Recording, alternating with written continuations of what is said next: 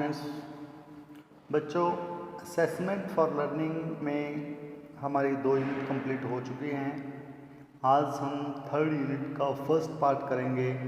Assessment process and tools पूरी unit का नाम है आकलन प्रक्रिया और उसके उपकरण। लेकिन आज जो हमारा टॉपिक रहेगा need and importance of CCE, continuous and the comprehensive evaluation के बारे में।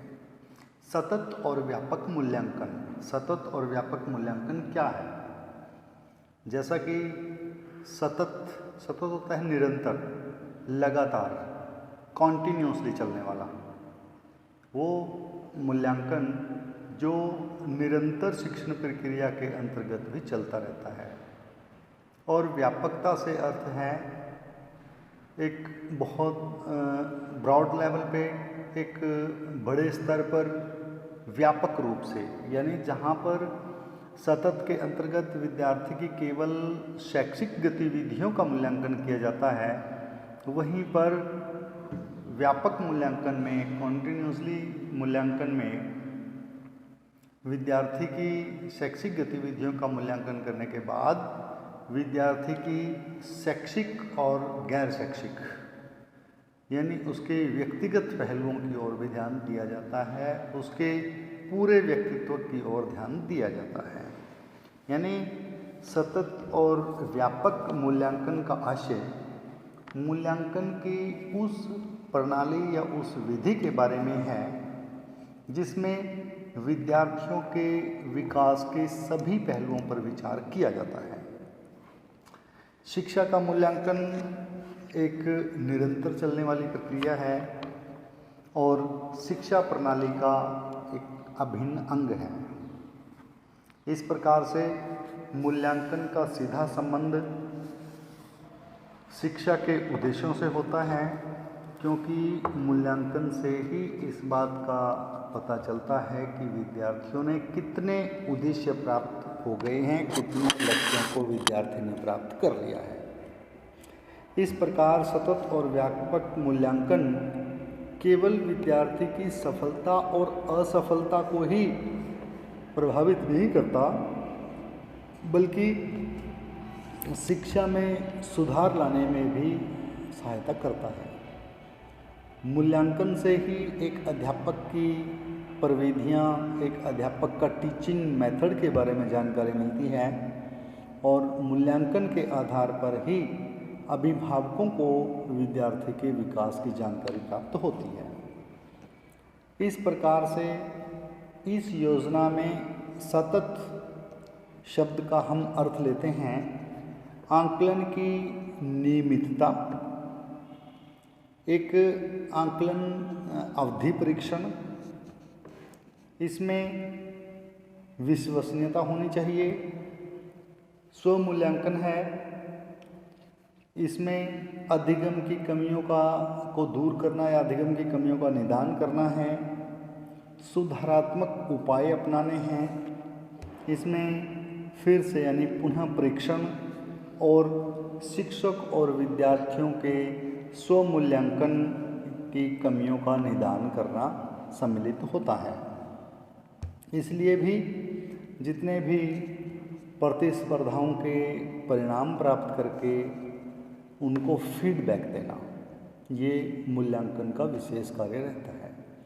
क्योंकि मूल्यांकन के बाद यदि फीडबैक पर ध्यान नहीं दिया गया तो भी मूल्यांकन व्यर्थ हो जाता है, क्योंकि ये केवल जो परीक्षा के लिए या वर्ष के अंत में जो मूल्यांकन किया जाता है, वो मूल्यांकन तो विद्यार्थी में सफल और असफल को घोषणा करता है, विद्यार्थी ने कितने व्यवहार परिवर्तन हुए हैं इस बात की जानकारी प्रदान करता है।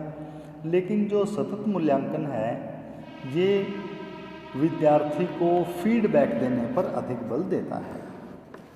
इस प्रकार से सतत मूल्यांकन निरंतर चलने वाली एक प्रक्रिया है। व्यापक मूल्यांकन का अर्थ है, व्यापक शब्द से ही अर्थ है कि ये योजना विद्यार्थियों से की समृद्धि और विकास के शैक्षिक और गैर शैक्षिक दोनों पहलुओं को इसमें समाहित करती है, दोनों पहलुओं को इसमें लिया जाता है।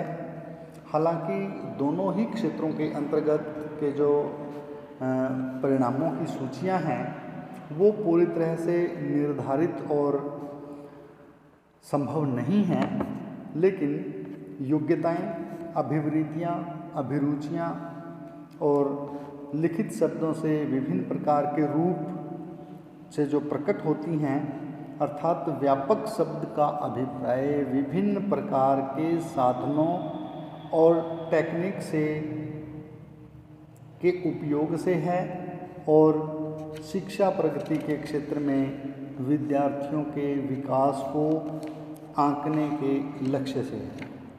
इन लक्ष्यों के अंतर्गत ज्ञान, बोध, प्रयोग, विश्लेषण और संश्लेषण ये रूप का ज्ञान हो जाता है, क्योंकि विद्यार्थी में कितनी नॉलेज कितनी है, अंडरस्टैंडिंग कितनी है, वो एप्लीकेशन कितनी है, फिर उसका एनालाइज कितना है और सिंथेसाइज कितना है, ये विद्यार्थी को आंकने का एक पैमाना है, विधि है कि व्यापक मूल्यांकन के अंतर्गत शिक्षा के या व्यवहार परिवर्तन के सभी पहलुओं पर विचार किया जाएगा।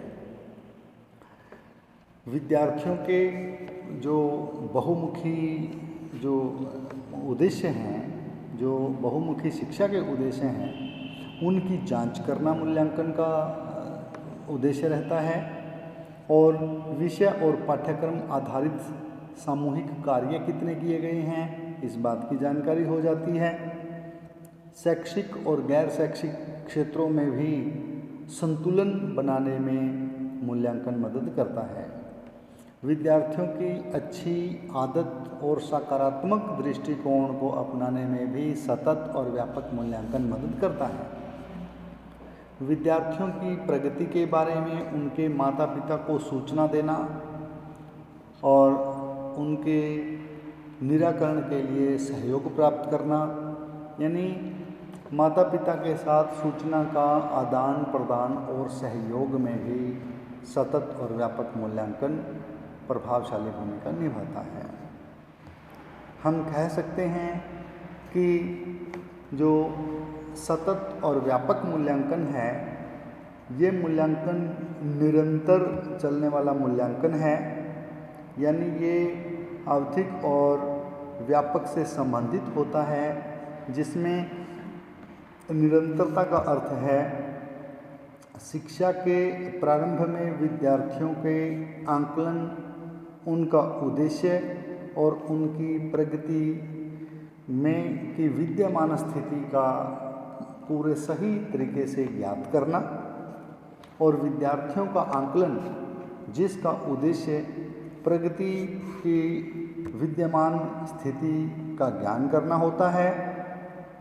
इस शिक्षण प्रक्रिया के दौरान विद्यार्थी में कितना कोई रचनात्मक मूल्यांकन है, जो मूल्यांकन की बहुतकनीकी का उपयोग करके अनौपचारिक रूप से भी किया जाता है, क्योंकि नियतकालीनता का अर्थ है जो कार्य निष्पादन का आंकलन या जो यूनिट, जितनी भी अवधि, जो भी एक इकाई की गई है, उसके समाप्त होने पर जो मूल्यांकन किया जाता है, जिसमें योगात्मक मूल्यांकन सम्मिलित होता है, उसे हम नियतकालीन मूल्यांकन कहते हैं।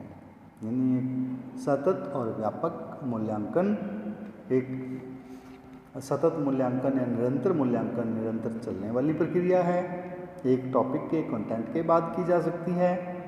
बीच बीच में कक्षा में अध्यापक पढ़ाते समय भी सतत मूल्यांकन करता रहता है, निरंतर मूल्यांकन करता रहता है, जबकि जो व्यापक मूल्यांकन है वो किसी एक यूनिट, किसी एक इकाई के समाप्त होने के बाद किया जाता है। इस प्रकार से सतत और व्यापक मूल्यांकन का जो व्यापक पक्ष है वो विद्यार्थी के व्यक्तित्व और सर्वांगीण विकास के आंकलन से संबंधित होता है। इसमें विद्यार्थियों के विकास की शैक्षिक और गैर शैक्षिक दोनों पहलुओं पर विचार किया जाता है। शैक्षिक पहलुओं में पाठ्यक्रम में जो क्षेत्र सम्मिलित होते हैं, जबकि जो सह शैक्षिक या गैर शैक्षिक पहलुओं में जिसमें जीवन कौशल और सह पाठ्यचर्या अभिवृत्तियाँ और मूल्य सम्मिलित किए जाते हैं। इस प्रकार से जीवन कौशलों का आकलन और आकलन की सूचनाओं और जांच सूचियों के आधार पर ही मूल्यांकन करना, ये सतत और व्यापक मूल्यांकन की विशेषताएं हैं। अब हम करेंगे सतत और व्यापक मूल्यांकन की आवश्यकता और महत्व, need and importance of CCE, जिसमें निरंतर यानी जो कंटिन्यूस चलने वाला है और कॉम्प्रिहेंसिव है, दोनों ही मूल्यांकनों की आवश्यकता क्या रहेगी। इसमें ये शिक्षक के प्रभावकारी जो कार्यनीतियाँ हैं उनका नियोजन करने में सहायता करता है। सतत जो मूल्यांकन है वो विद्यार्थी की प्रगति और सीमा या उसकी मात्रा को निर्धारित रूप से आंकने में सहायता प्रदान करता है। इस प्रकार से जो सतत मूल्यांकन है वो एक शिक्षा की कमजोरी का निदान करने में सहायता करता है कि शैक्षिक कमजोरियां विद्यार्थी में क्या रह गई हैं और शिक्षक को अलग अलग से विद्यार्थियों की शक्ति, कमजोरी का आदि का पता लगाने में सहायता करता है, क्योंकि शिक्षक को इससे तुरंत ही फीडबैक देने में सुविधा हो जाती है, जिससे कि विद्यार्थी आने वाले समय में उन दिक्कतों से, उन प्रॉब्लम से बच सकें। सतत और व्यापक मूल्यांकन द्वारा विद्यार्थी अपनी खुद की कमजोरी और शक्तियों को जान सकता है। ये विद्यार्थी के में अच्छी अध्ययन की आदतों के लिए प्रभावशाली रहता है, क्योंकि यदि एक विद्यार्थी का सतत मूल्यांकन नहीं किया गया तो जो उसमें अध्ययन से संबंधित कमजोरियां हैं वो निरंतर बढ़ती जाएंगी, क्योंकि उनकी तरफ ध्यान नहीं दिया जाएगा तो विद्यार्थी उससे पीछे हट जाएगा। सतत और व्यापक मूल्यांकन विद्यार्थी की रुचि, अभिवृत्ति और प्रवृत्ति वाले क्षेत्रों की पहचान कराता है। ये अभिवृत्तियाँ और मूल्य प्रणालियों के होने वाले परिवर्तन का भी पता लगाने में सहायता करती हैं।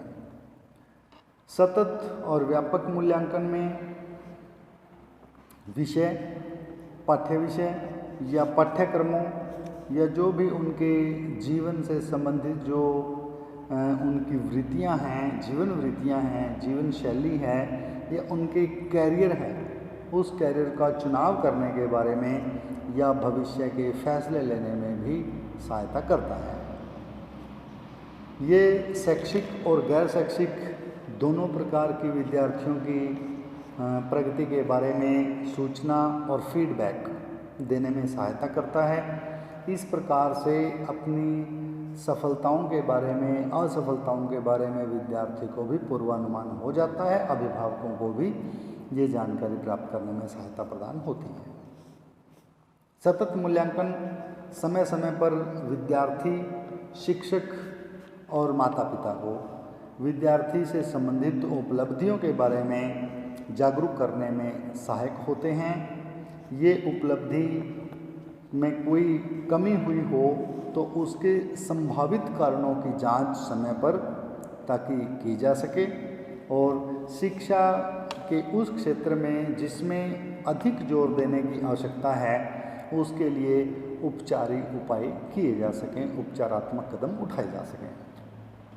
बहुत बार ऐसा देखा जाता है कि कुछ व्यक्तिगत कारणों से, कुछ पारिवारिक जो समस्याएं हैं उससे या समायोजन के कारण कुछ समस्याएं इस प्रकार की उत्पन्न हो जाती हैं जिससे विद्यार्थी अध्ययन से उपेक्षा करना शुरू कर देता है, जिसके परिणाम स्वरूप उनकी उपलब्धि में निरंतर गिरावट आती रहती है। तो सतत और व्यापक मूल्यांकन इस समस्या से भी बचाता है, निराकरण करता है। यदि शिक्षक, विद्यार्थी और माता पिता विद्यार्थी से संबंधित जितनी भी उपलब्धियां हैं उनके बारे में आई अचानक गिरावट के बारे में, विद्यार्थी की गिरावट या शिक्षा स्तर के बारे में यदि अभिभावकों को, माता पिता को पता ना चले तो विद्यार्थी द्वारा ये अध्ययन की उपेक्षा लंबे समय तक बनी रहती है और इसके परिणाम स्वरूप विद्यार्थी का जो उपलब्धि स्तर है वो कम हो जाता है और उसकी शिक्षा प्राप्ति में भी स्थायी रूप से कमी रह जाती है, त्रुटि रह जाती है। सतत और व्यापक मूल्यांकन का मुख्य उद्देश्य विद्यार्थी का निरंतर विकास और उसके बौद्धिक, भावात्मक, शारीरिक, सांस्कृतिक, सामाजिक विकास को सुनिश्चित करना है। इसलिए ये विद्यार्थी की केवल शैक्षिक उपलब्धियों को आंकने तक ही सीमित नहीं है। सतत और व्यापक मूल्यांकन केवल विद्यार्थी को किसी एक पहलू, किसी एक विचार, किसी एक टॉपिक पर विचार नहीं करता, बल्कि व्यापक मूल्यांकन के अंतर्गत विद्यार्थी से संबंधित विभिन्न प्रकार के जो प्राप्त कौशल हैं, विभिन्न प्रकार की जो कमियां हैं, कमी और खूबी दोनों को जांचने का कार्य सतत और व्यापक मूल्यांकन के आधार पर किया जाता है। इस प्रकार से यदि सतत और व्यापक मूल्यांकन नहीं होगा तो विद्यार्थी की कमजोरियों का पता नहीं लगेगा। यदि कमजोरियों का पता नहीं होगा तो उसके लिए उपचारात्मक कदम, जो रिमीडियल टीचिंग की बात है या जो डायग्नोस्टिक की बात है, वो नहीं कर पाएंगे, क्योंकि जब तक निदान नहीं होगा, जब तक विद्यार्थी को उसे छुटकारा नहीं मिलेगा, समस्या का समाधान नहीं होगा, तब तक विद्यार्थी अपने कार्य क्षेत्र में आगे नहीं बढ़ पाएगा। तो विद्यार्थी का निरंतर और व्यापक मूल्यांकन होना आवश्यक है। इसके आधार पर ही विद्यार्थी का भावी जीवन सुनिश्चित होता है। यदि सतत मूल्यांकन ना हुआ तो विद्यार्थी आने वाले समय में निरंतर उस कमजोरी को और बढ़ाता रहेगा और अंत में उसके जीवन में शिक्षा के क्षेत्र को या शिक्षा के उद्देश्यों को प्राप्त करने में कमी या त्रुटि रह जाएगी। इसलिए सतत और व्यापक मूल्यांकन का होना अति आवश्यक है। तो बच्चों, आज हमने सतत और व्यापक मूल्यांकन के बारे में पढ़ा। ये हमारा असेसमेंट फॉर लर्निंग की 3rd यूनिट का फर्स्ट टॉपिक है। तो कल हम नेक्स्ट टॉपिक के बारे में बात करेंगे। आज के लिए इतना ही। धन्यवाद।